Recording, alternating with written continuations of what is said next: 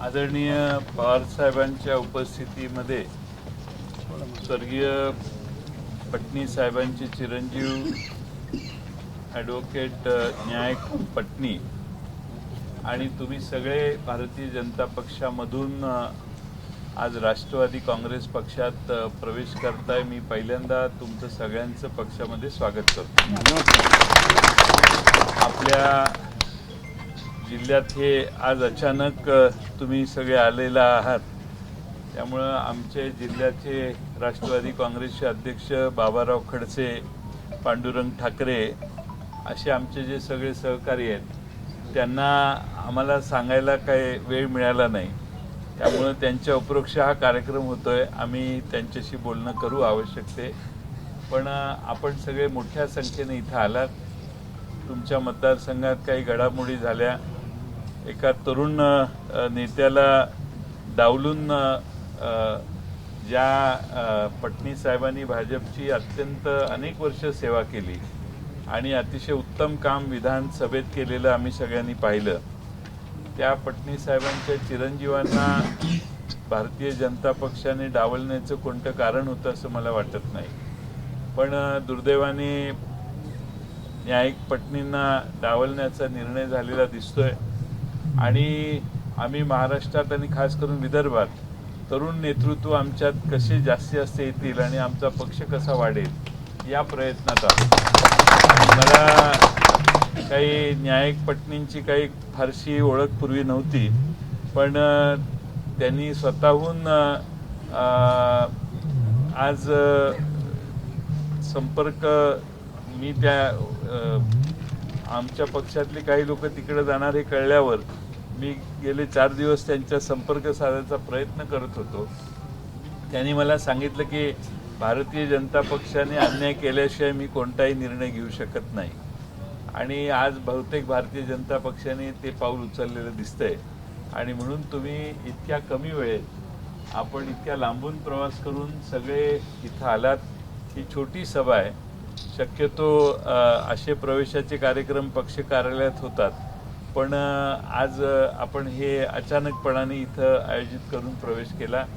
आपल्या सर्वांना मी विश्वास देतो न्यायिक पटनींचा राजकीय करिअर चांगलं फळेल फुलेल हा प्रयत्न आदरणीय पवार साहेबांच्या नेतृत्वाखाली आपण सगळे करूया। तुम्ही सगळ्यांनी ताकदीनं काम केलं आणि पक्ष संघटना वाढवली तर मला खात्री आहे की फक्त कारंजा मानोराच नाही तर संपूर्ण वाशिम जिल्ह्यामध्ये आपल्याला चांगली गती आल्याशिवाय राहणार नाही।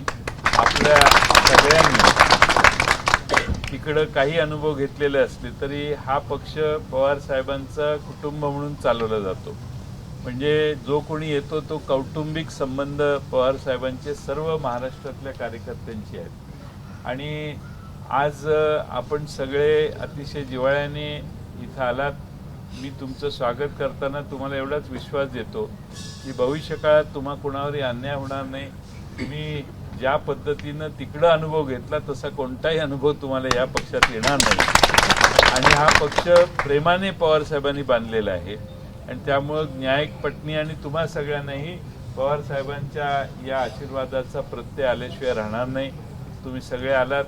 न्यायिक पटनींच्या सारख्या नव्या तरुणाला आमच्या पक्षात आज येत असताना बघून महाराष्ट्रातले असंख्य तरुण जे भारतीय जनता पक्षामध्ये अन्याय सहन करतायत, ज्यांच्याकडं भारतीय जनता पक्ष सत्ता मिळाल्यामुळे दुर्लक्ष करतंय आणि ओव्हर कॉन्फिडन्समध्ये भारतीय जनता पक्षातल्या कार्यकर्त्यांच्यावर जो सध्या अन्याय चालू आहे त्यातलं हे एक उत्तम उदाहरण आहे। त्यामुळं हा ओव्हर कॉन्फिडन्सच भारतीय जनता पक्षाला पुढच्या विधानसभेला मारक ठरेल। महाराष्ट्रात आपलं सरकार निवडून येईल आणि मला खात्री आहे की तुम्ही सगळे तुमच्या आशीर्वादानं ताकदीनं तुम्ही आम्हाला तिथून एक उमेदवार सीट निवडून आणून दाखवाल आणि एक आमदार पवार साहेबांच्या पक्षाला द्याल। पुन्हा एकदा मी जिल्ह्यातल्या आमच्या सगळ्या नेत्यांशी उद्या चर्चा संवाद करेन, आवश्यक असेल तर एखादी बैठकही करण्याचा प्रयत्न मुंबईला किंवा तिथं करू, पण आता तुम्ही कामाला लागा आणि पूर्ण ताकदीनं कामाला सुरुवात करा एवढीच या ठिकाणी आपल्या सर्वांना सूचना देतो। आणि आपण इथं आलात याबद्दल बराच लांबचा प्रवास करून आलात। न्यायिकने मला सांगितलं की माझ्यावर अन्याय झाल्यानंतरच मी काय असेल तो विचार करेन, पण मला माहीत नव्हतं की एवढ्या मोठ्या प्रमाणात त्यांनी तुम्हाला बोलवलेलं आहे. त्यामुळं आपण फार मोठ्या प्रमाणात इथं आलात. तुम्हा सगळ्यांना मी मनपूर्वक धन्यवाद देईन. आणि आता आपलं राष्ट्रवादी शरदचंद्र पवार पक्षातलं नातं अधिक घट्ट होईल आणि तुमच्या मतदारसंघाच्या विकासाचे सगळे प्रश्न, या मतदारसंघात बंजारा समाज आहे, पोहरादेवी आहे, पोहरादेवीला नुसत्या घोषणा बाकीच्या सगळ्यांनी ऐकल्यात, पण पवार साहेबांची पोहरादेवीला आपण एक कधीतरी सभा घेऊ आणि त्या निमित्ताने सगळ्या बंजारा समाजाला महाराष्ट्रातल्या पवार साहेबांच्या माध्यमातून त्यांच्या व्यक्तिगत विकासाच्या संदर्भातले काही कार्यक्रम आपण महाराष्ट्रात देण्याचं काम करू. हा मतदारसंघ पोहरादेवी असणारा मतदारसंघ कारंजा मानोर आहे आणि म्हणून या मतदारसंघाचं महत्त्व आम्हा सगळ्यांना आहे. तुम्ही त्या ठिकाणी येऊन तिथला आमदार आमचा निवडून देण्यासाठी तुम्ही आज निर्धारानं पाऊल टाकलं. तुम्हाला सर्वांचे आभार मानतो आणि निवडणुकीच्या काळात आपली भेट सतत होईलच. त्या निमित्ताने विजयी होण्यासाठी प्रयत्नाची शिकस्त तुम्ही करा एवढीच विनंती करतो. आणि न्यायिक पत्नींनी आणि त्यांना हा निर्णय घेण्यासाठी तुम्ही सगळ्यांनी सहकार्य जे केलं त्याबद्दल मी तुम्हा सगळ्यांचे आभार मानतो. शेवटी कार्यकर्त्याशिवाय काही करणं योग्य नसतं, पण तुम्हा सगळ्यांना बघितल्यावर माझी खात्री झाली आहे की आपला विजय आता तिथं निश्चित आहे. एबीपी माझा, उघडा डोळे बघा नीट.